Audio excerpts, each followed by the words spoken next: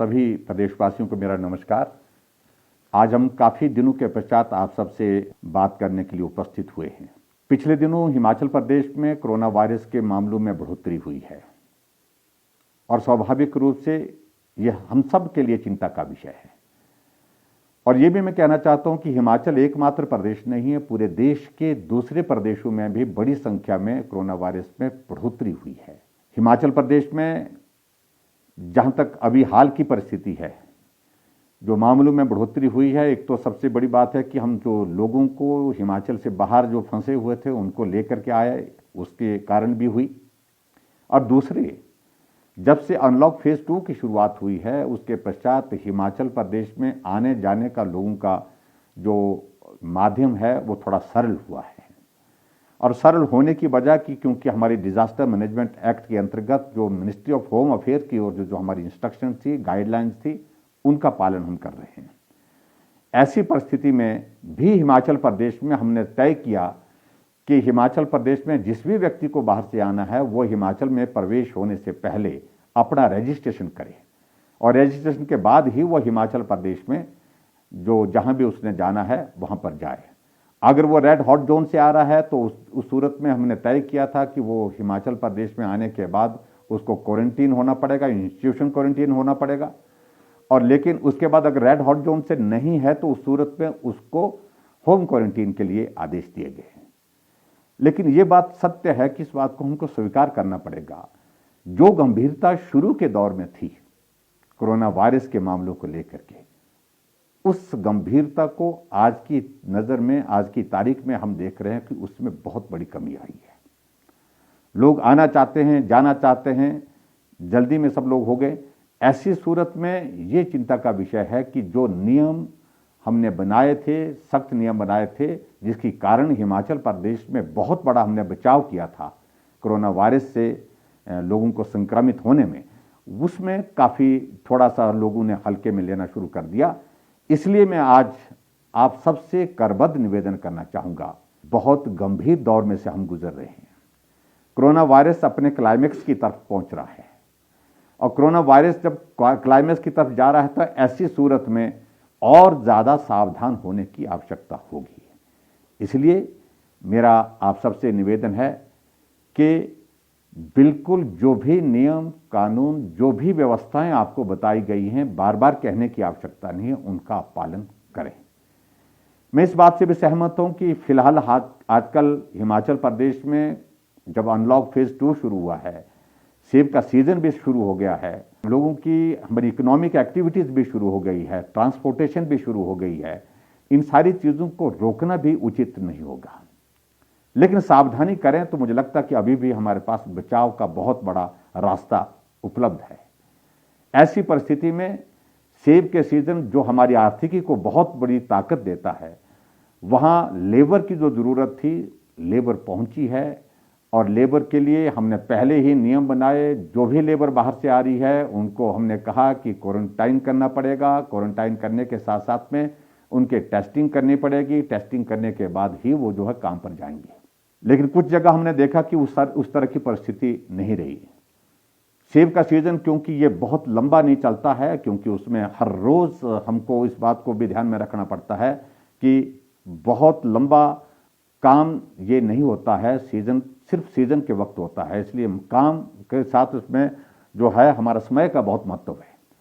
उस दृष्टि से कुछ बातों को लेकर के कुछ जगह ऐसी स्थिति आई है कि वहां पर कुछ लोग पहुंचने के बाद जो बाहर से मजदूर आए हैं वो पॉजिटिव निकले हैं।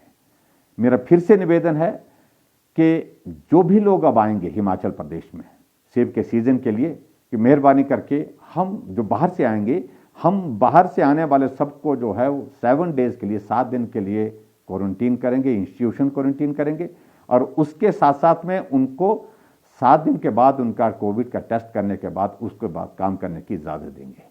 यही परिस्थिति हमने हिमाचल प्रदेश में जो हमारे कॉन्ट्रैक्ट के पास लेबर आती है उसके लिए भी यही नियम हमने कॉन्ट्रैक्ट के साथ साथ में जो भी हमारी जो फार्म के लिए और भी जो लेबर आ रही है हिमाचल प्रदेश में, उन सब पर लागू होगी। क्योंकि इसके बिना मुझे लगता है कि अब ये वक्त नहीं है, ऐसी परिस्थिति में हमको ये नियम का पालन करना ही होगा। दूसरे, इस बात को लेकर के भी मैं आपके बीच में जरूर कहना चाहता हूं कि कुछ जगह कोताही हुई है। नाहन में, ददाहू में, गोविंदगढ़ में एक शादी के एक कार्यक्रम में बहुत बड़े लोगों की संख्या में लोग पहुंचे, जबकि नियम कानून बनाए गए हैं, लेकिन फिर भी लोग आए और बहुत बड़ा संक्रमण वहां फैल गया। मैं उन सारी बातों में अब जाना नहीं चाहता हूं। मैं सिर्फ इतना जरूर कहना चाहता हूं कि अब हमको बहुत एहतियात और सख्ती के साथ काम करने के लिए आगे बढ़ना पड़ रहा है। मैं आज इस बात को लेकर के कह रहा हूं, आज शाम से 27 तारीख यानी कि 27 तारीख सोमवार तक सुबह तक जो है, नाहन का जो हमारा ददाहू का इलाका है, नाहन का है, गोविंदगढ़ जो है, जहां ये गांव है, कस्बा है, उसमें लॉकडाउन रहेगा, पूरी तरह से लॉकडाउन रहेगा।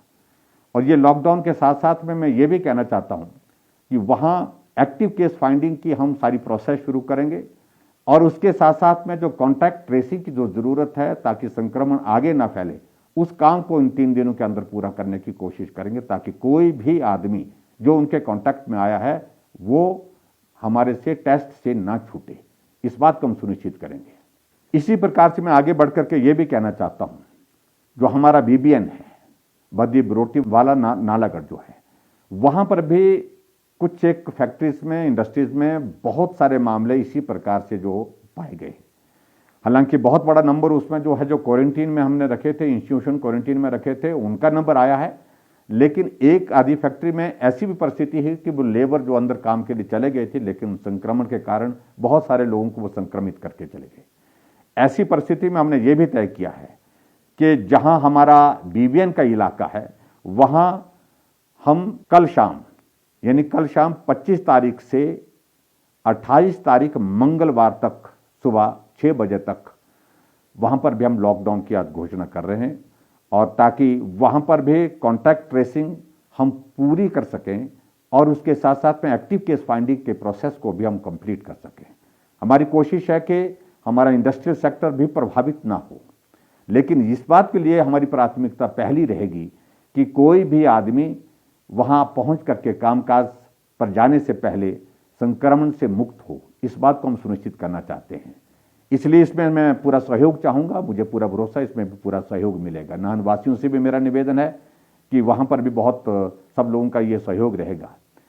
इसी प्रकार से मैं देख रहा हूं कि और जगह भी, मंडी में भी आज बड़ी संख्या में मामले आए हैं, और उसमें एक लंबा थाज की पंचायत है, उस लंबा थाज की पंचायत में बड़ा नंबर आया है, 12 नंबर। तो उसके लिए भी हमने आज कह दिया कि पूरी पंचायत को सील कर दिया जाए और कॉन्टैक्ट ट्रेसिंग जितनी भी है उसको 2 दिन के अंदर उसको संपूर्ण किया जाए, और संपूर्ण करने के पश्चात ताकि कोई भी वहां पर आगे उसकी फैलने की गुंजाइश ना रहे।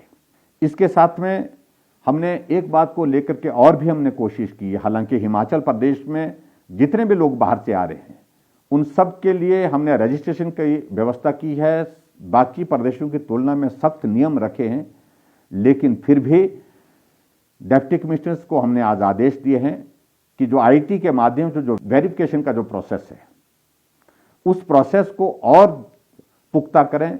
कोई भी आदमी इधर उधर से बिना सूचना के जो है वो बाहर से आकर के गांव में या शहर में कहीं ना पहुंचे।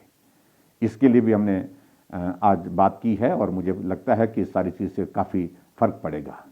मैं एक बार फिर से हिमाचल प्रदेश के सभी भाई बहनों का आभार व्यक्त करना चाहूंगा। आप सबको बहुत बड़ा सहयोग मिला है, लेकिन ये संकट बहुत गहरा संकट है।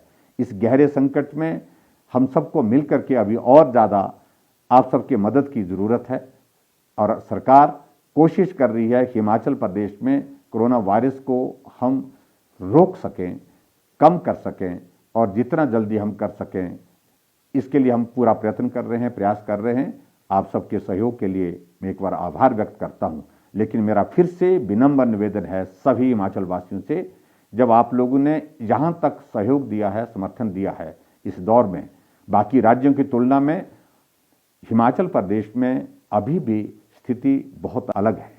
बाकी राज्यों में बहुत सारे मामले जो है वो बड़े हैं, और ऐसे में मैं मानता हूं मामले बहुत बड़े हैं हिमाचल प्रदेश में भी, लेकिन फिर भी हम हिमाचल प्रदेश में अभी भी बेहतर हैं।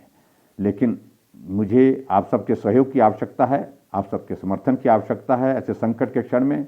और मेरा विनम्र निवेदन है, खास तौर से जो लोग महज राजनीति कर रहे हैं, ये दौर उस काम के लिए नहीं है।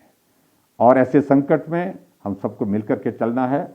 आपके सुझाव का अभिनंदन है, स्वागत है, लेकिन फिर भी मुझे सिर्फ इतना ही कहना है कि हिमाचल प्रदेश को कोरोना के इस संकट से बाहर निकालने के लिए पूरे हिमाचल वासियों की सहयोग की आवश्यकता है। और मैं उम्मीद करता हूं, पूरा भरोसा है, पूरा विश्वास है, हम इसमें निश्चित रूप से सफल होंगे, कामयाब होंगे। जय हिंद, जय हिमाचल।